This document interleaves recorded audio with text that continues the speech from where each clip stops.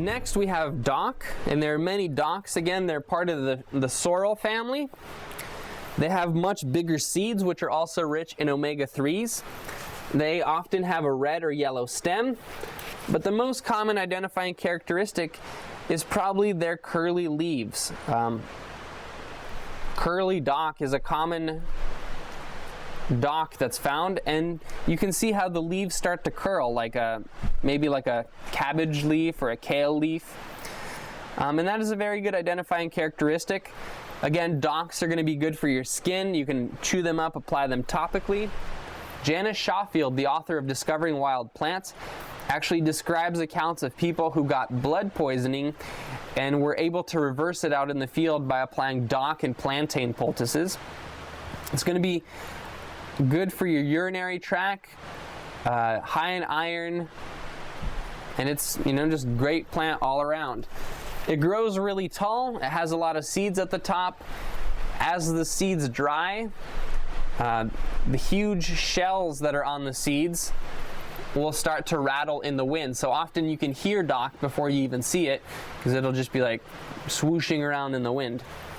So the next plant I want to talk about is actually called prickly lettuce. And maybe you're thinking, why on earth would I want to eat something that's called prickly lettuce? Well, prickly lettuce is actually really nutritious, and it's the origins of all lettuce. So a few thousand years ago, when we didn't have supermarkets or farmers markets, people would actually eat prickly lettuce. So it's very nutritious, it's good for you. One of the common characteristics is that it has these prickles on it that form a mohawk-like line on the main vein. So it has leaves that look very much like dandelions, but they have these fibrous mohawk hairs. You can look for varieties that don't have as much. So this is like a less prickly lettuce. Or you can simply find the smaller plants, because the thorns on smaller plants aren't going to be as pokey. This is not a salad green. This is a good green for soups, because if you boil it, the spines will soften. And better yet, this is a great green for throwing in your blender. If you have a Vitamix blender or any other heavy-duty blender, it should be no problem. You'll never get pricked. However, if you have just a cheap $20 blender, you might want to just blend an extra minute or so to make sure that you blend up the spines. So this right here is called fennel, and it looks like dill. However, the easiest way to identify fennel is just by plucking it and smelling it. And if it smells like black licorice, you know 100% it's fennel. Fennel has amazing calming properties, so it's really good for people who have insomnia or trouble falling asleep.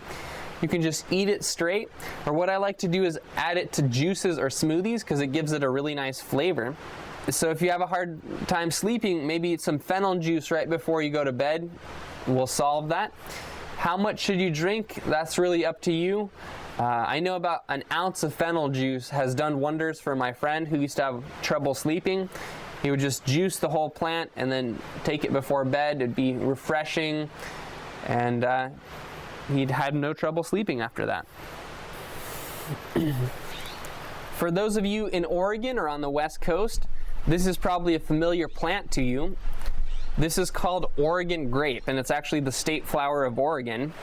It looks very much like holly. The leaves are very tough. They're also very, very spiky. So you don't want to eat the leaves. They're not very good in salads or smoothies. And there's so many other tender leaves here that you don't really want to go there. However, it is still valuable to know about, because it has these wonderful yellow flowers that taste really nice in salads. Again, they're going to be high in vitamin A and C, as most berries are. These flowers will eventually turn into green and then purple berries, which will resemble grapes. And traditionally, people have actually made wine out of them. They've just used them in jams and jellies. I just like to take the berries and throw them in honey and kind of make a quick jam that way. or take the flowers and throw them in salads. So this is Oregon grape right there. Here we have Solomon seal. And Solomon seal is very similar to asparagus. Actually, when you pull it out of the ground, it exposes this white rootstock. And if you munch on that, that tastes very much like asparagus. And it's a good trailside nibble, or you can cut it in salads or put it in stews. And a common characteristic that identifies Solomon seal is the kinks in its stem. So it has an opposite leaf pattern, and the stem will actually kink and follow the leaves. And it generally has, just grows like this, straight out of the ground. It's not bushy, it's just one stalk, several leaves. Next we have our mints. And of course, again, the easiest way to find a mint is by the smell. If you look for something that looks like a mint leaf, crush it up, it smells like mint, you're good to go. All mints have a square stem, so that's another good thing to look for. Mints have a calming property to them, and it's one of those really great plants to know about, because if you're ever eating something and you develop some kind of allergic reaction, whether it's a hive, or maybe you just eat something that you weren't sure of, which I, by the way, never recommend, you can eat mint and it'll soothe any allergic reaction. So it'll calm the stomach and soothe allergic reactions. Really good for tea, salads, summer smoothies. One of my favorite smoothies to make in the summer is just a bunch of mint and any fresh, ripe melon. Super delicious. Here we also have Molen, which you've probably seen grows by the road, usually grows really tall and is cottony, it's velvety. Now this is not really an edible, I would consider this more a medicinal plant, but I figured I would talk about it because it's so prevalent. So it's very soft to the touch. I actually call this Indian toilet paper sometime because it's very good to use when there's no toilet paper around. The reason I say it's medicinal and not edible is because it's pretty concentrated, so if you make a smoothie out of this, if you eat a lot at once, there's the tendency to throw it back up. So we want to avoid any kind of reaction, even if it's not severe. But what Molen is good for is the respiratory system, for things like asthma, for flus, colds, sinus infections. And the way that you would do this is you would dry the leaves and then add them to tea and then drink the tea. So now you know. Next we have my favorite new plant that I learned about recently. It's called Salsify, or goat's beard. And it's actually a relative of dandelion. It has these huge dandelion-like puffballs that you can blow in the wind and create more of this plant. But it also has these brilliant flowers. Now sometimes these flowers are purple, and most commonly they're yellow. This is the only non-bitter dandelion relative, so you can actually take these flowers, stick them in your mouth, they taste absolutely divine. Throw them in salads, but I just eat them fresh because they're so delicious. Now most of this plant is going to be fibrous, however you can eat any part that's tender. You can literally eat any part, but I like to stick to the tender parts. So the flowers are the first to go. Interestingly enough, these flowers are only open in the morning, so by about 11 or 12 o'clock in the day they're going to start closing. So eat the flowers, and then you can also look through the leaves and pick out the tender parts and eat those, throw them in whatever dish you want.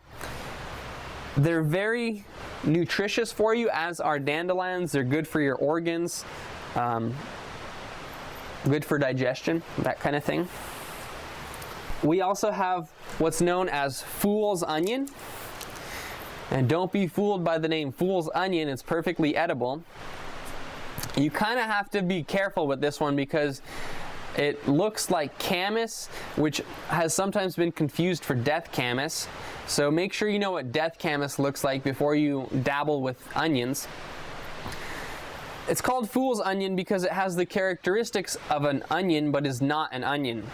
Onions are lilies, and there's thousands of different types of lilies, but onions are the only lily variety that smells like onions. So if you ever find something that looks like an onion and you rip it and it smells oniony, you know you can eat that because it's an onion. This is the exception. It looks like an onion, but if you break it, it doesn't smell oniony. It's not actually a lily, it's part of the Brodia family.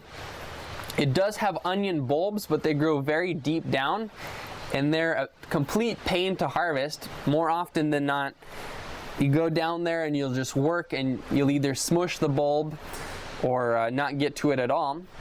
The plant actually has this survival mechanism. When you tug on the stem, the bulb just releases the stem, so it comes out very easily. And that ensures that the bulb stays in the ground and can grow a new flower. So the part on this that you would eat or throw in salads is actually the flower, and it's very delicious, and it actually tastes kind of like peanuts.